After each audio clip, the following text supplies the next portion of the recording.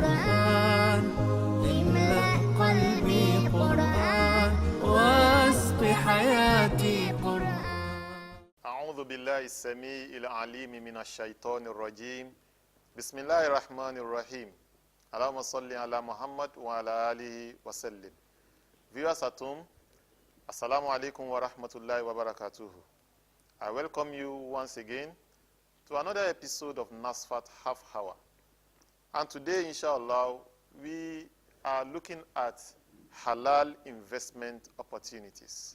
Halal investment opportunities. To do justice to this topic is an erudite scholar from that great university situated at Agoiwe, Olabisi Onabanjo University, popularly known as OOU. He is our father, teacher, a professor of economics, Professor Sherif Dintela. Viewers at home, join me in welcoming our professor by saying Assalamu alaikum wa rahmatullahi wa barakatuh. Wa alaikum salam wa rahmatullahi wa barakatuh. Yeah, Prof, last year when we hosted you on this program, recession was setting in. But now we are actually in the middle of the recession. So we want you to look at this issue from the prism of what are those things that we have done right, and what are those things that we did not do right, or what are those things that really gave us opportunity to rethink. Actually, the recession from the latest statistics seem to be moving away now. We were deeply in it last quarter of last year, and by the end of the first quarter of this year, things seem to be improving. Actually, part of the major problem that we have had was that there was no harmonization of policy between the Central Bank of Nigeria and the Federal Ministry of Finance in terms of the fiscal policy and the monetary policy of the government. As it were, the Federal Ministry of Finance has been trying as much as possible to inject more money into the economy by empowering people, by investing in infrastructural facilities, those things that actually led us into recession. The central bank, on the other hand, has been restrictive in terms of putting money in the economy, so they seem to be working at crossroads.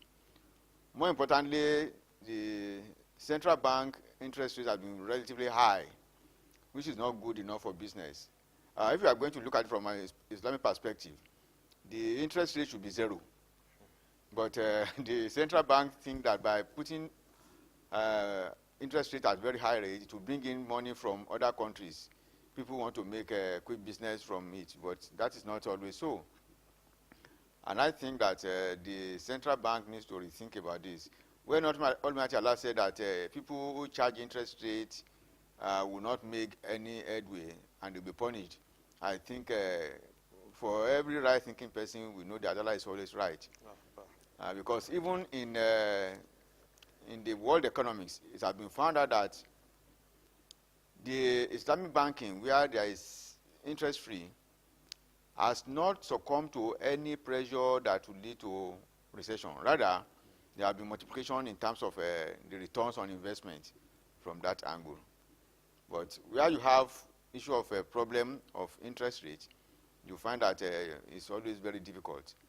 Nigeria borrowed 4 billion, and within a twinkle of a few years, it has multiplied to over 15 billion due to interest rates, not because of the money generating investment in itself. And that has created a lot of problem for us. I think we are getting out of the wood gradually, not because the central bank has changed its policy, but because Allah has been kind to us to allow whatever was being done at the Ministry of Finance level to make some impact. If the central bank has reduced its interest rate, I believe that it would have been better for us by now, because investors will come forward, borrow money, and invest heavily in those areas that will be of immense benefit to the economy. That's a cheering news that we are getting out of the recession. But Prof, in view of the recession, a lot of people have lost their jobs. There have been a lot of job losses emanating from closing down of businesses, of companies, and so on and so forth. And this had made some people go into business, private businesses, small-scale businesses. I want you to look at what are those types of businesses people can do, and also where do they source for information on what type of businesses and how do they go about their businesses? Human beings naturally must find a way of surviving. And so people who have lost their jobs have been trying as much as possible to see how they can make ends meet. And so many of them have gone into various types of businesses, particularly the young ones, young graduates who are unable to get job. They just pick on any job that is available. We, of course, know that it is important to get appropriate information on the job that one can go into. And the Ministry of Labor Employment can actually assist, not only in collecting data for unemployed graduates, but also showcasing the type of jobs available. And this is also true for Ministry of Investment. But for Muslims in particular, we have to be conscious of the kind of investment that we go into, what kind of businesses we want to do. The Quran is very clear, and the Holy Prophet ﷺ is also very clear on the kind of business that we will do. The Holy Prophet ﷺ has said in one of the hadiths that anything that you do and you don't want people to know that you are doing it is bad. So when, as a Muslim, you are doing a business and that business is not something that you want to showcase, then you know that it's not business. Actually, some people have been serving as agents for all these lottery things, which are forbidden in Islam. And it is very clear that whatever money is made there cannot be real investment, as it were. If we look at Nigeria, investment opportunities are quite in abundance. People do trading, just buying and selling. But you must know what you are buying and what you are selling. People have invested money in making blocks, in using cements, in building houses, using products that are produced within the country, in doing businesses that even our service. You are in shipping business, that is backward and forwarding. Of course, there will be some problems there. People have also engaged in some banking activities, assisting people to move money around without, actually getting involved in shady deals that is un-Islamic. So many businesses are available, and in fact, if you Google halal investments, if you Google it, because this is a world of internet, you will see businesses that are acceptable to the teachings of the Holy Prophet. And I believe that there is no excuse anymore for anybody to engage in businesses that are against Islamic doctrine, particularly for Muslims.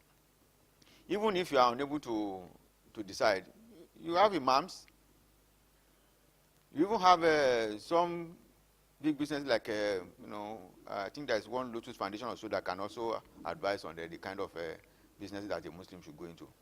But by and large, it is important that whatever we want to do, we should pray to Almighty Allah to guide us in the choice of what we want to do. And we must know, even the law of the country is very clear on businesses that can be done. But in addition to that, the Sunnah of the Holy Prophet ﷺ and the Quran very clear on the businesses that everybody who is a Muslim must engage in. It is not for one. It's not enough for one to say, "Oh, this is the Ramadan period, and I will ask for forgiveness from Allah." Whatever business you want to engage is not going to be limited to the period of Ramadan alone. So it's good to ask from those who know, you want to do this business. Can you advise me on the Islamic injunction concerning the business? And the advice will come. Thank you very much, Prof. you've mentioned some of the types of businesses that are haram in Islam as it is. But can you also mention for us, for the benefits of our viewers, before going onto the internet, those businesses that are not allowed in Islam? Okay. You know, these days, people are talking of moving back to agriculture. And there's nothing wrong in moving back to agriculture, really. But in agriculture, there are also businesses that will not, a Muslim should not be found doing. The Holy Prophet said that whatever you cannot eat, you must not give it to somebody else to eat.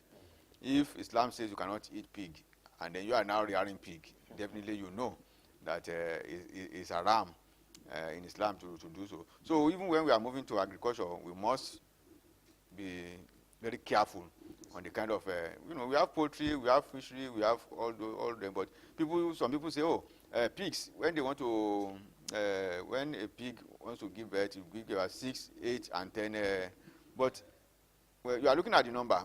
Are you not looking at the implication, religious implication of going to that business? So a Muslim should be very careful, even when he's going into business in agriculture.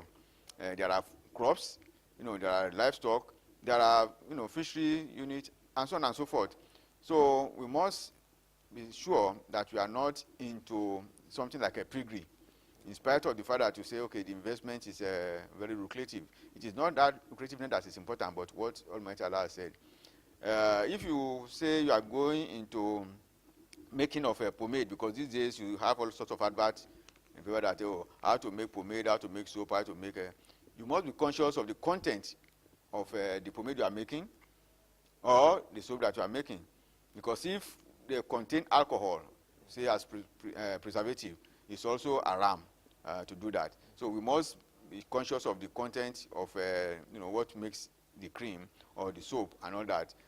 So when we are going to business, we must, the Almighty Allah has said that He will not put our, He will not allow us to use things that are haram to cure ourselves. That is, if you have ailments and you are now told that, you have to mix this with alcohol, you must know that that is haram. So a Muslim should not engage in that. Therefore, a Muslim should not engage in producing even medicine that contain alcohol.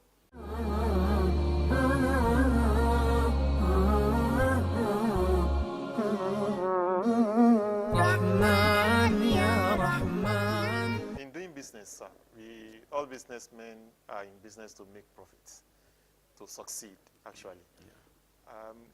We want you to help us tell our viewers at home going into business the indices that one should be on the lookout for when businesses are failing, so that we'll be able to nip such things in the bud, so that we'll be able to come as successful in their business.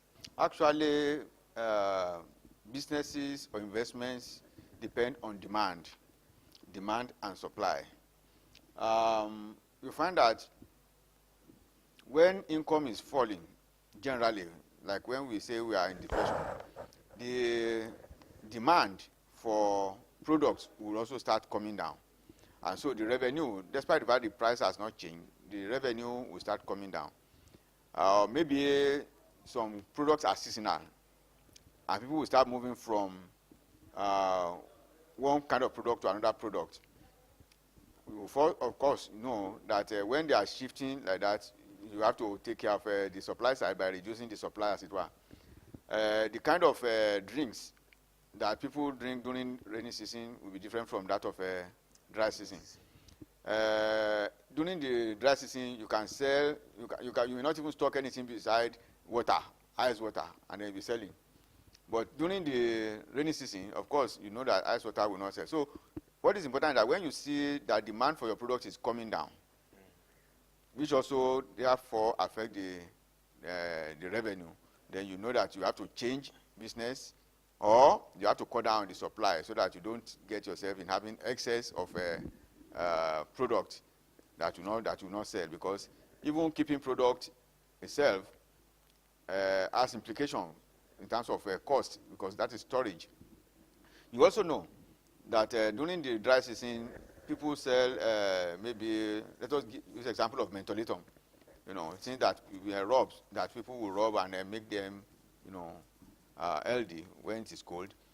That of course cannot sell during the dry season. So the issue of demand and supply is very, very important. When you are running your business and you find that there is decline in your revenue or in the demand for your business, then you know that you have to change or to add some other things. No business exists forever anyway. For example, you have a business center where you have photocopier, and you have a photocopier, you have a computer, you have almost everything that is required. You cannot stop there. You have to continue thinking of how to improve on that. People, when they want to do business, they want to come in, do their business once and for all. You want to have a computer work. After the computer, you want to print. After the printing, you want to bind. After the binding, you want to scan and all those things. So you must continue to upgrade your business so that you are always making sure that people do their businesses once and for all. So also, if you are selling things, all things that are of the same range, need to be sold together. If you are selling fruits and all you specialize in selling banana, definitely you know that people may want to change to taking apple. They want to take oranges. They want to take guava and all those things. So you must continue to upgrade your business in such a way that it becomes of multiplicity in product, that people can always get whatever they want without going elsewhere. So now that we are getting out of recession, what are those things that we will see, the factors that we will see that will really show that yes, we are getting out of recession? And also, what are those businesses that are halal for us to invest in? And maybe we should also rub it in that what are the sources of the different sources of funding for these businesses? Okay. Really, like I said before, we are getting out of recession. What that means that we can see that unemployment will be declining. Output will be increasing. That is output from various businesses. And you see some businesses also coming on board. Maybe those that were lying low before, they start coming back and improving on their output and all that. So that requires the fact that even individuals who have been jobless will be able to find job, either investing on their own or getting back job that they have lost in other businesses sent up by entrepreneur. So for those who want to go back to the job that they were doing before, it's just a matter of the employer recalling them if they still have, whenever they have opportunities. Those who want to go into individual businesses, in Nigeria, most people rely on personal savings, if they have, or borrowing from the banks, if they also have accounts. And so it's a matter of choice.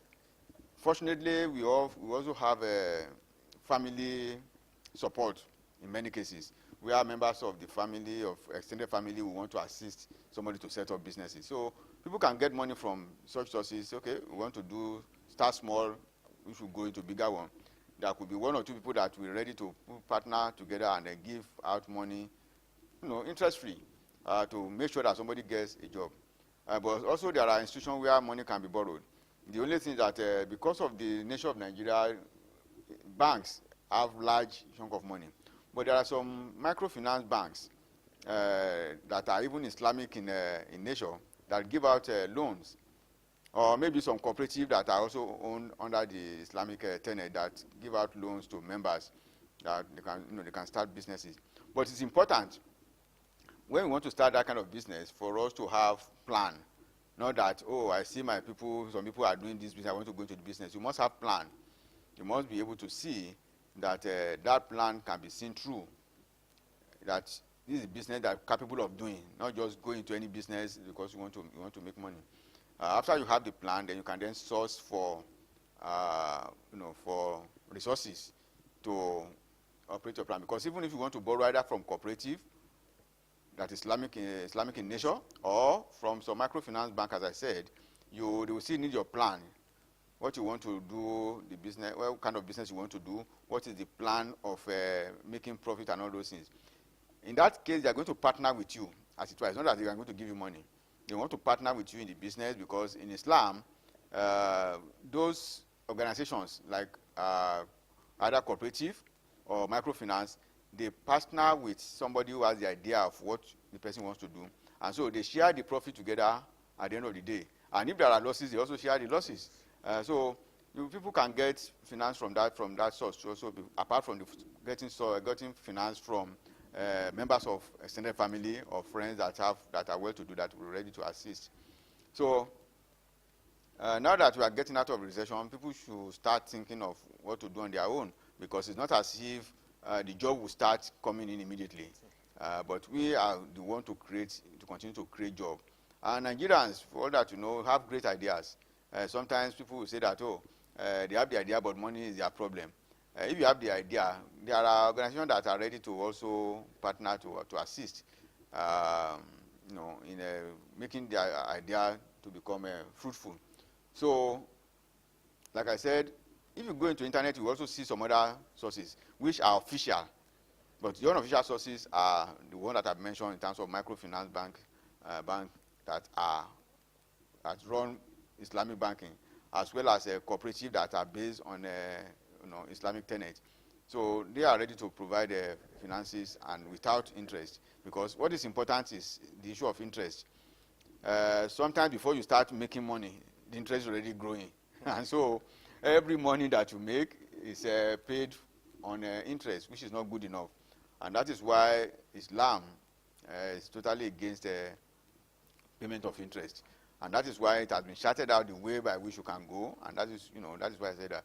Well, fortunately now we are having all these organizations that are Islamic in nature that can provide funds, either as cooperative society or as microfinance banks. And in fact, now that we also have Jaiz Bank, which is the first Islamic formal bank that we have, also is interested in making sure that people get finance. It's just a matter of having to register, having to be a customer of the bank. Then they even supply you advice as to how you can access their loan without interest, and they can also advise you on how you go about your business in order to be able to make a profit.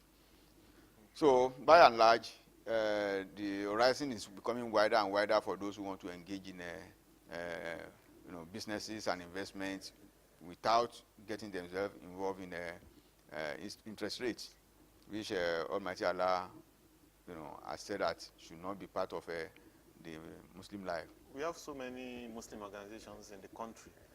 Can you mention some of them that have such facilities that you can mention here or here, that they can give us people going into businesses that can access credit facilities for their businesses? Like I said, I talk about Jaiz Bank.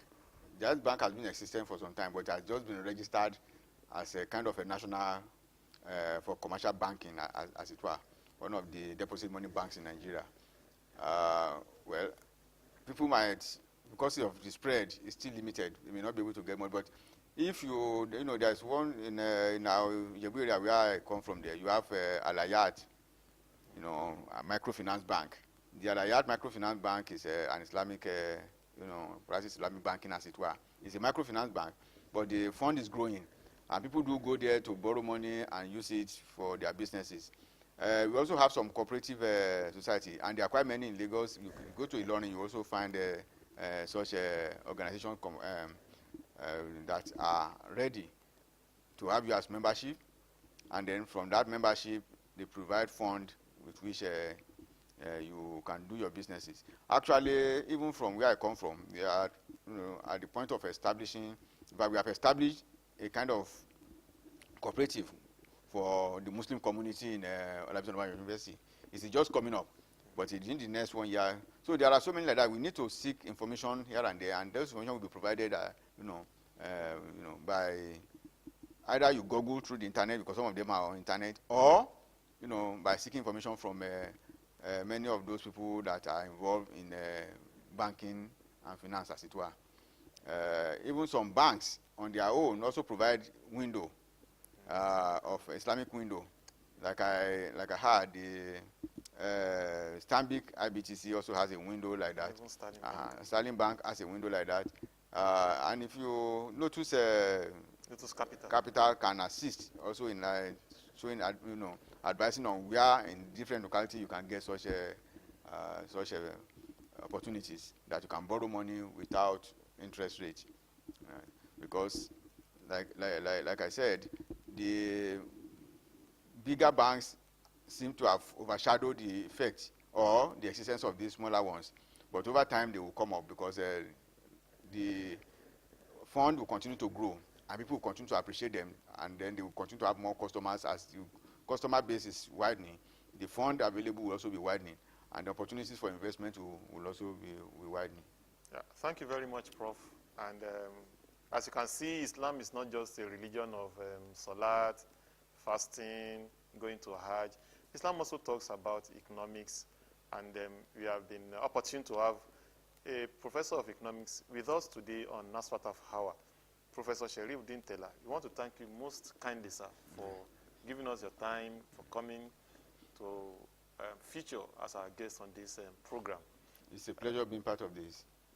We pray that Allah subhanahu wa ta'ala will reward our prof very kindly, and also wish him journey messages back to his base.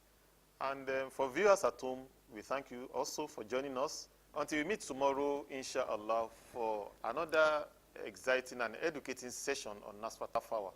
I am Uthman Animasham saying, Salamu alaikum wa rahmatullahi ta'ala wa barakatuhu.